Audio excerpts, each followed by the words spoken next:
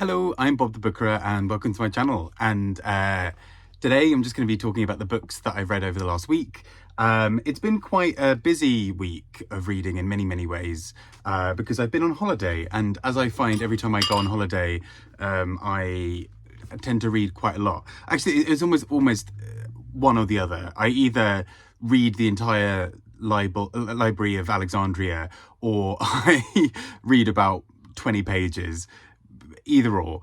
But I had a lovely week of reading and lots of long journeys and things like that, so managed to get through a fair bit of reading.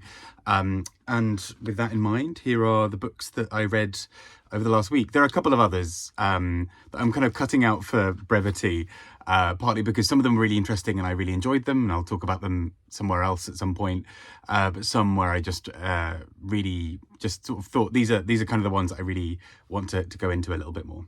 So, starting with my book of nonsense. So I'm reading the winners and particularly also doing the shortlists of the every year ending with a 3 and an 8 to try and get most of those read this year to kind of tie in with the 2023 Booker Prize, just so we can look back every 5 years basically. And so I read 3 winners, which actually also coincidentally, don't know what that hair is, coincidentally tie in with those other books, with those other years as well. So I'll do a very quick version of these as much as I can, because I think it's sort of fun to have a little look at these winners, and I'll talk about them more in other videos in future. But let's start off with The White Tiger by Aravind Adiga. And I mean, I loved this. This was a reread for me, but I first read it in like maybe 2010 or something, a very long time ago. This one in 2008. So I read it kind of around the time, and I remember loving it. And then when I went to think about Booker things, I realized I couldn't remember much about it. So I thought, right, I'm going to reread it. And then actually, as I was reading it, completely fell in love with it again. Remembered, oh, what's this lighting?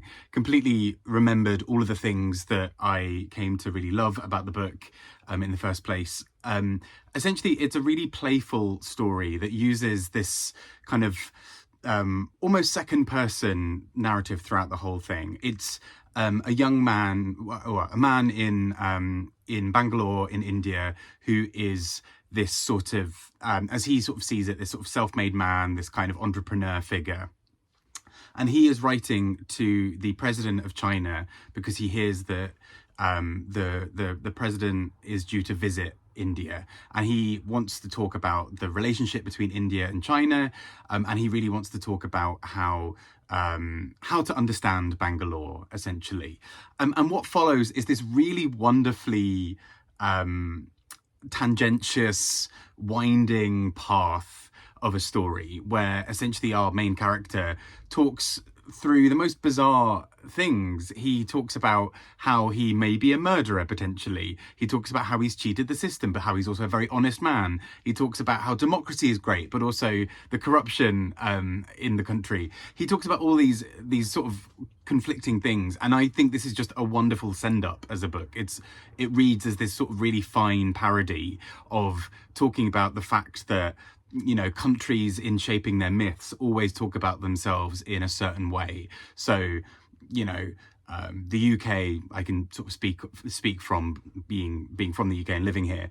The UK often sort of styles itself as this sort of country that has, you know, where the rule of law is really important, and it's a really fair democratic place. And, you know, it's the sort of coming out of World War II, it fought on the right side and blah, blah, blah, blah, blah. And Britain, by doing so, completely erases so much of the stuff that it's done pretty badly over the years. And so I'm always really interested in that national myth making. And what I think is really clever about this book is the way that Aravind Adiga just completely undermines these notions. So he pokes fun at this, you know, at one point he talks about the importance of democracy and immediately follows it up with how that is you know, how that looks in practice, where one person is using all of their employees' thumbprints to vote, and so therefore votes about 20 times, and how these companies are employing people to just so they can kind of steal their votes. All this kind of wonderful fun poking going on in this book, and I'd forgotten just how much of a joy this book is. I just loved it. It's so silly and brilliant, and I just really appreciated it. Despite saying I was going to be quick, that was not quick at all. I then read The Bone People by Keri Hulme, and this is a really interesting book in many ways, because it was, I believe, the first New Zealand book to win. First book by a New Zealand author, but particularly because this book really deals a lot with indigeneity and Aboriginal peoples in New Zealand, like the Maori people especially. And so it's really quite fascinating because it tells this story in a form that is in many ways not what the average audience would expect, perhaps. It's written in a kind of presumed Western audience would expect. It's written in a slightly different narrative style. It's quite free form. At times it sort of breaks off and it'll be a character's thoughts over here, or the sort of sound from a spirit almost over here. And so the book kind of really plays with that sort of polyphonic sound, and tells the tale very differently. I didn't always get on with it, I have to admit. It's also quite a brutal book, and that wasn't necessarily my issue with it. I mean, it was an issue when the judges initially sort of had it in their shortlist, the 1985 shortlist. There were a couple of judges who threatened to quit because of, they were like, we can't let the book with all of the abuse win. But I mean, it's a finely written book. It's very perceptive, it's very clever. As much as I didn't always get on with the book, I will also say that the last 30-40 pages were transcendent. It was one of those books that just develops its own rhythms and paces, and it kind of comes towards this climax that I just thought was so stunningly written, this kind of dreamscape, this really elaborate set of things. So I just think this is a really interesting book. Not necessarily my favorite winner of all time, but I think there's so much in it that is incredible. And also I just think really important to have a writer dealing with conversations around indigeneity and that being rewarded. I think it is really important as well. And I think it was also from a very small press, I think it was at the time. It was a sort of small self-operated press that basically put it out. And then after the win, it was sort of bought by bigger presses, basically. But yeah, really interesting winner. Next up, one of the biggest winners of all time, The Luminaries by Eleanor Catton. If not the biggest, I think it is the biggest win, the longest book to have ever won the Booker. And I was quite trepidatious, I guess, going into this. Just seeing 800 pages, and the fact that the first section of this book is about 350 pages, at first was enough to put me off. Just the fact that one section of this book is longer than most other novels, basically. But actually, I think it really earns its length. And I don't say that lightly, because I normally really struggle with longer books, where I think a lot could have been cut. What I'm finding so far, and I found this with reading Burnham Wood by Eleanor Catton as well, is I think she stylistically, and I'm saying this from two books that I've read of her, so bear that in mind, take it with a pinch of salt. I really appreciate with her style that she spends a long time setting up this really elaborate world of lots of characters, all of whom have these motivations, all of whom have their own sense of truth, all of whom have these desires that run through how they're going to approach the rest of the book. Then she sort of lights a match and watches the whole thing blow up, and then you sort of see what the characters do in that time. And that's exactly what I think happens here. I think the first section of this book really neatly sets up a really incredible sort of end part of this book, which I know sounds, like a lot to go through for an 800 in an 800-page book, but I think it's worth it for several reasons. So firstly, I think what's incredibly clever about this book is the way that it very neatly charts a set of characters who live in this world of sort of the 1860s, the 1860s, in New Zealand, who are all kind of absorbed around the gold rush. And essentially they are all looking at going to various places across the world, looking at doing various things to make money where they can and survive how best they can. And like at first that doesn't sound like it'd be the most exciting thing, but I think what she does incredibly well in this book is draw together these lines of characters who would play off each other in a really interesting way. So it almost reads as this sort of elaborate sitcom, and it has now been adapted for TV, and I see why. Because what it will then do is it will take this core idea of, you know, this is a woman who is a sex worker who has had drug addictions, who is known for being a liar and a cheat, and it will set her on a path of how she's going to stay alive in a world that looks down on her. And she will employ absolutely everything that she has to do to get there. And this is Anne Wetherell, who I just found such a fascinating character in this book. Like, I loved her. I just thought she was so funny. I mean, you would hate to know her in real life, but she's an absolutely brilliant character because she is so driven by just the purest form of survival. She's not necessarily vindictive, but her actions cause a lot of harm. Meanwhile, there are other people who are wanting to do prospecting. There's a whole subplot around missing relatives. There's this whole world within this book in a really deep and elaborate way. And like with Birnam Wood, I think I found it really fleshed out. The initial bit of this book is a bit to get over, almost, not to get over, but to kind of, once you wrap your head around the world that she's then created, she can then set these little toy soldiers off against each other. And I really thought that was just so excellently done in this book. And I was really surprised. I didn't think I'd like it nearly as much as I did. And I ended up just completely devouring it. One thing I also really love that I think is very funny about this book is it does that sort of, it's written in a very Victorian style, and it does that thing that many Victorian novels would have had of a chapter telling you what the chapter's going to be about. So let's pick one at random. This is now where it takes me forever to find one. So for example, a little chapter heading, in which Walter Moody meditates upon the mystery at hand. We learn what happened on his journey from Dunedin, and a messenger brings unexpected news. So you get those little things. And initially that's kind of all fun and fine. Towards the end of the book, what I think is really funny is often those are longer than the actual chapter. The chapter might be half a page. So for example, if we see this page here, this is just the chapter introduction. This is the chapter. And so the chapter carries on to the next page, but it is, basically nothing. And so the description suddenly takes on a bigger form than the individual writing, which kind of then adds this extra weight because the chapter is telling you, in which a mystery is resolved. And actually the characters maybe say 3 or 4 words to each other, and we're left to kind of pick up those little inferences. So I just thought it was a really clever and very exciting book, and I absolutely see why this won the Booker. So anyway, that was over 10 minutes talking about Booker winners. Let's talk about some other books. So first up, a book that I absolutely adored, Leonard and Hungry Paul by Ronan Hession.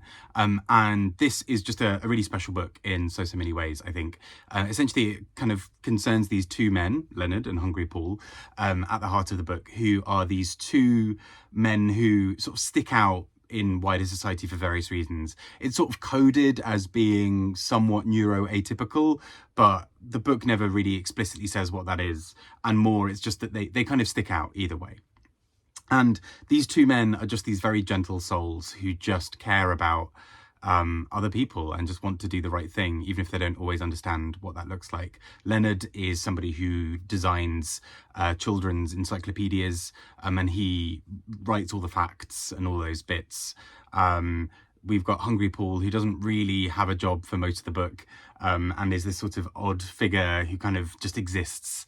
And between them, that I think not only is their friendship just such a stunning and beautiful thing in this book, I also think what's really special is the way that this book encourages the reader to take on a slightly more empathetic position. So, for example, the book is written in a way that constantly invites you as the reader to think deeply, to pause, to think about the needs of others, think about why somebody might be struggling. And it does that in such a gentle and loving way all the way through this book that I just found it a really charming read. And and I posted about it on Instagram, but I basically never cry at books. It very rarely happens. And this might have also been because I was a little bit hungover, but I was in a cafe on holiday, just reading the final like 40 or so pages of this book. And I'm just weeping again, thinking about it. I just started weeping, like, you know, like tears sort of actually rolling down my face. And if I hadn't been in a full, like properly in a cafe, I think I would have really just wept fully and loudly. Just because of the absolute heart of this book. I think it's just a book full of so much warmth and love and care. And it's so rare to see that reflected so clearly in a book and in such a tender way, but also without laying it on thick. I never got the feeling that this book is like, feel things, go feel things. It's just a book that tells a very loving story of these two men and their friendship and the relationships they try and form with others and the ways that they are trying to deal privately and publicly with loss and all of these other things. And it's just gorgeous. And this is easily one of my favorite books from this year. I just think this is beautiful from the first paragraph, which is both funny and wise and also just incredibly silly. And it's brilliant. I just absolutely love this. It has all the little components of a book that I love, basically. Next up, in many ways in a similar vein, Other People Manage by Ellen Hawley. And this was longlisted for the Polari recently. And then Sean the Book Maniac was sort of telling me like that I absolutely had to read this. And he was right. This is a book about a woman who is slowly dealing with the end of a relationship and with various bits of loss. And again, on the heart of it, sorry, on the surface, this might make the book sound incredibly miserable or bleak. And actually, I think it's so much better than that would suggest. It's a book that really deeply gets into the heart of what it means to miss somebody and what it means to have lost somebody, but also to have loved them. And I was just really drawn in by the spareness of this language.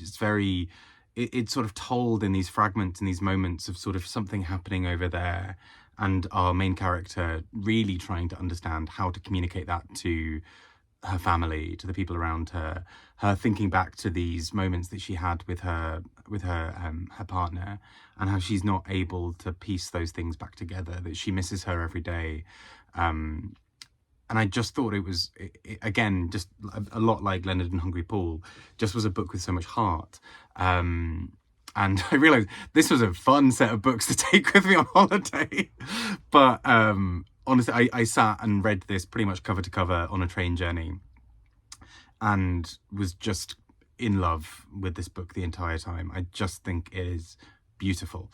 And it just does so much. I think it just really captures something at the heart of that experience that is just so profound. And yeah, so I really highly recommend this. Next up, on I was going to say a lighter note. This is not, apparently my light holiday reading was anything but. What I will say is that having proper time to digest these books over the holidays of my holiday was incredibly soothing, I think, to really have time with some gorgeous books that really talk about what it means to be human. And 12 Words for Moss doesn't sound at first like it's going to talk a lot about humans.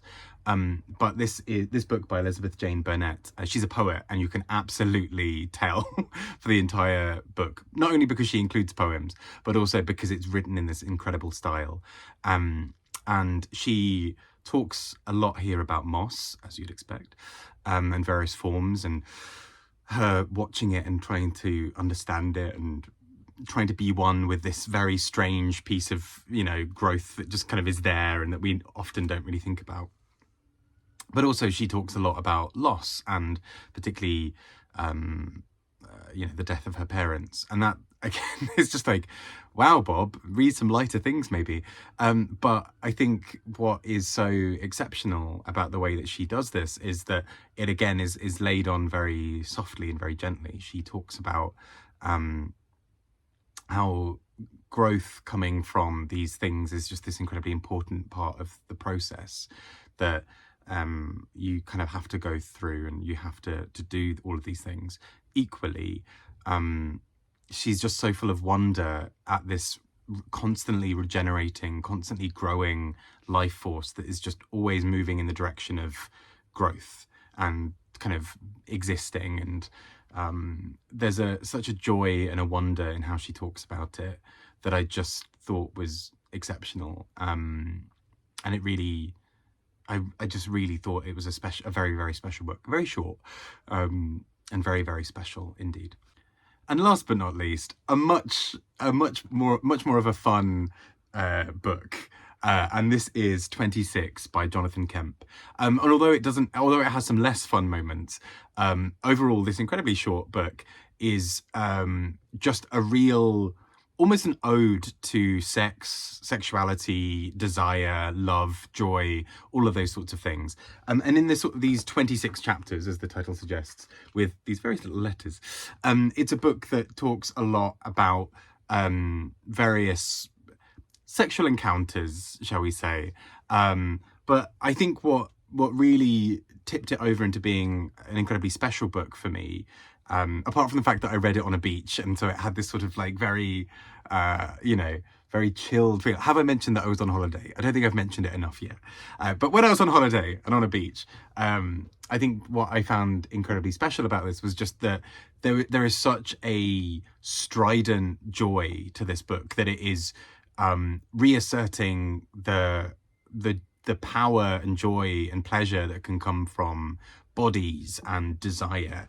And it does all of this in a really beautifully written way. It didn't feel just like it was smut, or like and there's nothing wrong with that, but it didn't feel like it was just smut, or it was just